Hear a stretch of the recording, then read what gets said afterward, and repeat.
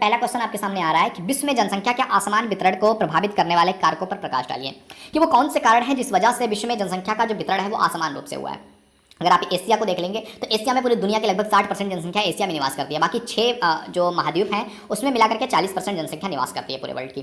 तो ऐसा क्या कारण है किस वजह से ये चीज़ें हुई हैं, आसमान वितरण, कहीं पर जनसंख्या इतनी ज़्यादा है, कहीं पर जनसंख्या इतनी कम है, उसके पीछे रीजन क्या है, वो कौन से कारण है, उसके बारे में बात कीजिए। तो बात करते हैं factors affecting distribution of population का डिस्ट्रीब्यूशन जो हुआ है पूरे वर्ल्ड में, उसमें कौन कौन से फैक्टर अफेक्ट करते हैं इस चीज़ को, उसके बारे में आइए समझते हैं। तो पृथ्वी पर जनसंख्या का जो वितरण है वो काफ़ी विषम और असमान रूप में पाया जाता है। पृथ्वी पर कुछ ऐसे भाग हैं जहां जनसंख्या का सघन रूप देखने को मिलता है, तो कहीं ऐसे भी भूभाग है जहां पर मानव प्रायः शून्य जैसे, मतलब कि मानव है ही नहीं। संसार में पृथ्वी का लगभग 5% भूभाग पर विश्व की लगभग 50% जनसंख्या निवास करती है। समझ रहे हैं कि विश्व की लगभग 5% पूरी दुनिया में जितना जमीन है उस जमीन का 5% जो है ना, उस 5% में पूरी दुनिया की आधे जनसंख्या निवास करती है। जो है संसार के लगभग 5% जनसंख्या, और जो 50% जमीन है उस 50% जमीन में संसार की केवल 5% जनसंख्या निवास करती है।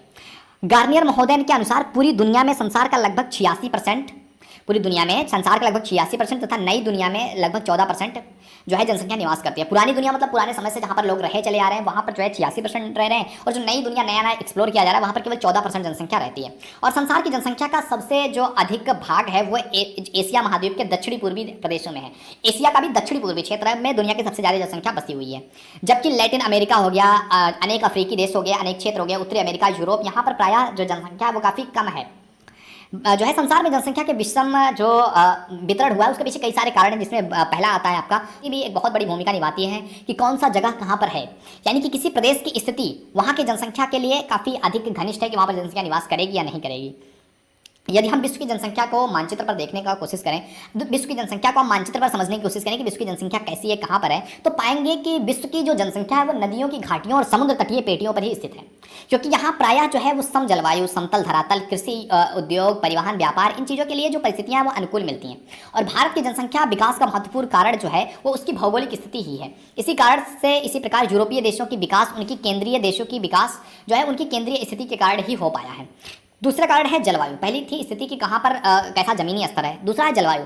किसी प्रदेश की जो जनसंख्या है उसको प्रभावित करने में वहाँ की जनसंख्या का महत्वपूर्ण स्थान रहता है। जलवायु में भी तापक्रम और वर्षा का बहुत महत्वपूर्ण स्थान है। विश्व में सबसे घने बसे हुए क्षेत्रों में प्रायः मानसूनी जलवायु पाई जाती है, या फिर जो है समशीतोष्ण जलवायु वाले प्रदेश हैं, क्योंकि ऐसी जलवायु मानव स्वास्थ्य के लिए अनुकूल होती है। यहाँ पर जो है गर्म माह का औसतन तापमान 18 डिग्री से अधिक ना हो और शीत में यह 3 डिग्री से कम ना हो, और इसी में उष्णकटिबंधीय में 100 से 200 सेंटीमीटर तथा शीतोष्णकटिबंधीय में 65 से 75 सेंटीमीटर की वर्षा जो है वो जनसंख्या के लिए काफ़ी महत्वपूर्ण भूमिका निभाती है और काफ़ी उचित माना जाता है, अनुकूल समझा जाता है। तीसरी चीज़ है आपका धरातलीय स्वरूप, यानी कि धरातलीय स्वरूप का भी जनसंख्या से काफ़ी निकटतम संबंध है। प्रायः जो समतल भागों में जनसंख्या का घनत्व ज़्यादा होता है, क्योंकि ऐसे जो क्षेत्र होते हैं उसमें कृषि हो गया, परिवहन हो गया, सिंचाई, उद्योग, व्यापार, इन चीज़ों के लिए अनुकूलतम दशाएं मिलती हैं। अगर हम विश्व के इतिहास को देखें तो हम देखेंगे कि मैदानी क्षेत्र ही प्राचीन सभ्यताओं के केंद्र रहे हैं। आप दुनिया की प्राचीनतम सभ्यताएं उठा करके देख लो, वहाँ के पर बसने के कारण कौन से थे, नदी और जमीन कि जो अगर मैदानी क्षेत्र है तो वहाँ पर ज़्यादा चीज़ें पाएंगी। मैदानी भागों में आप देखोगे गंगा सिंधु का मैदान हो गया, यांगटी स्वांग का जो मैदान हो गया, बंगाल में डेल्टा में जो है जनसंख्या का घनत्व जो है वो 300 व्यक्ति प्रति वर्ग किलोमीटर से अधिक है। जबकि आसाम की बात करोगे उसमें पर्वतीय क्षेत्र में केवल 69 व्यक्ति प्रति वर्ग किलोमीटर है। और संसार के चारों जो जनसंख्या समूह वाले बड़े क्षेत्र हैं वो मैदानी भाग ही हैं। इसके विपरीत जो पर्वतीय क्षेत्र है उसमें जनसंख्या में काफ़ी कम मात्रा में पाई जाती है। और नेक्स्ट चीज़ आती है समुद्र तल से ऊंचाई भी काफ़ी महत्वपूर्ण भूमिका निभाती है। जैसा कि पहले ही बताया जा चुका है कि विश्व की अधिकांश जो जनसंख्या है वो समुद्र के तटवर्तीय क्षेत्रों में है, जिनकी समुद्र तल से कम ऊंचाई पाई जाती है, क्योंकि जो है एक तो यहाँ की जलवायु उत्तम होती है, दूसरी की समतल धरातल के कारण मानव निवास के लिए अनुकूलतम दशाएं मिल जाती है। और विश्व की जनसंख्या का लगभग 7/10 भाग समुद्र तल से 1500 फुट की ऊंचाई तक ही पाया जाता है। यानी कि समुद्र के तल से अगर देखा जाए तो 1500 फुट की हाइट की ऊंचाई तक ही विश्व की 10 में से 7 जो जनसंख्या है वो पाई जाती है। मिट्टी के बारे में बात किया जाए तो जो है मनुष्य प्रत्यक्ष रूप से मिट्टी पर निर्भर करता है। उसकी उर्वरा जो है अगर अच्छी होगी तो किसान अच्छी फसल उगा सकेगा। नदियों से डेल्टाओं की काप और दोमट मिट्टी इसके लिए काफ़ी उपयुक्त होती है। तो जहाँ पर मिट्टी अच्छी होगी वहाँ पर जनसंख्या अपने आप बढ़नी है, और जो रेगिस्तान होंगे या पर्वतीय क्षेत्र हैं तो वहाँ पर जनसंख्या कम हो जाती है। खनिजों की बात करें तो किसी खनिज क्षेत्र में खनिज पदार्थ वहाँ की जनसंख्या वृद्धि में काफ़ी महत्वपूर्ण भूमिका निभाता है। उदाहरण के लिए बंगाल हो गया, बिहार हो गया, मध्य प्रदेश, यहाँ खनिज की पेटी में पहले केवल आदिवासी रहते थे, लेकिन जैसे जैसे खनिजों के बारे में पता चला वहाँ की जनसंख्या औद्योगिक पेटी के रूप में बदल गई और वहाँ पर जो है जनसंख्या धीरे धीरे बढ़ने लगी। जलपूर्ति भी काफ़ी महत्वपूर्ण है। जलपूर्ति का भी किसी भी प्रदेश की जनसंख्या घनत्व में गहरा संबंध होता है, क्योंकि मानव जीवन के लिए जल का स्थान भोजन से भी कई ज़्यादा बढ़कर है। हमें जल की पूर्ति वर्षा, नदियों, तालाबों से होती है, और इसी कारण मानव अपना जो है जहाँ निवास करता है उसको चुनने से पहले पानी की सुविधा के बारे में ज़रूर सोचता है।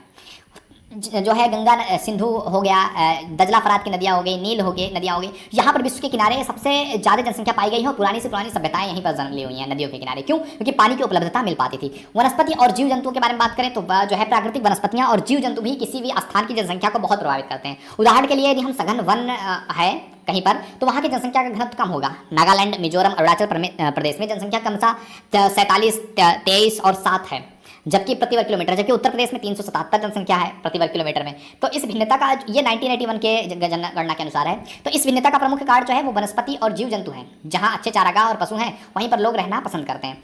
आर्थिक कारक भी इसके पीछे हैं कि किसी भी क्षेत्र की घनी जनसंख्या का कारण वहाँ का आर्थिक विकास होता है।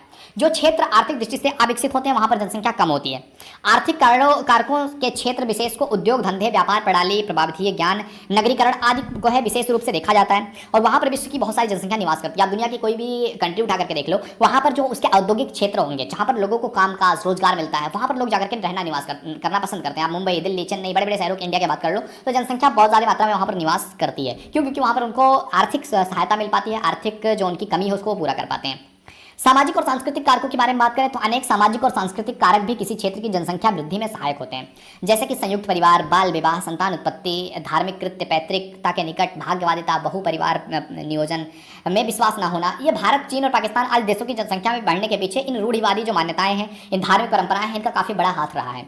राजनीतिक कारक बताएं तो किसी भी राष्ट्र में राजनीतिक कारकों का वहां की जनसंख्या पर प्रत्यक्ष और अप्रत्यक्ष प्रभाव पड़ता है। उदाहरण के लिए ऑस्ट्रेलिया की सरकार की श्वेत नीति के कारण वहां के पर अन्य लोग जाकर के नहीं बस पाए, अतः वहां की सरकार ने जनसंख्या बढ़ाने के लिए वहां की जनता को प्रोत्साहित किया। इसके विपरीत भारत सरकार परिवार नियोजन पर बल दे रही है। भारत में देश के विभाजन के फलस्वरूप हजारों शरणार्थी पाकिस्तान से भारत आए और इसी प्रकार जिन क्षेत्रों में जीवन की सुरक्षा की पूर्ण व्यवस्था थी वहां जनसंख्या काफी बढ़ती चली गई। तो ये कारण रहे। ऐतिहासिक कारण के बारे में बात करें कि जनसंख्या के पीछे ऐतिहासिक कारक क्या है, तो ऐतिहासिक कारणों से तात्पर्य जो है वो प्राचीन मानव से है। आज प्रायः उन क्षेत्रों में ज़्यादा जनसंख्या है जहाँ पर मानव इतिहास बहुत पुराना है। यानी कि आप मानव इतिहास उठा करके देख लेंगे, गंगा नदियों के किनारे हो गया, सिंधु नदी के किनारे, यहाँ आज भी जनसंख्या बहुत ज़्यादा है। उदाहरण के लिए जो है दक्षिणी पूर्वी एशिया के मानव का इतिहास बहुत पुराना है, तो वहाँ की जनसंख्या भी बहुत ज़्यादा है। जबकि उत्तरी अमेरिका में सभ्यता का विकास बहुत बाद में हुआ है, तो यहाँ की जनसंख्या भी पूर्वी एशियाओं की तुलना में बहुत कम है।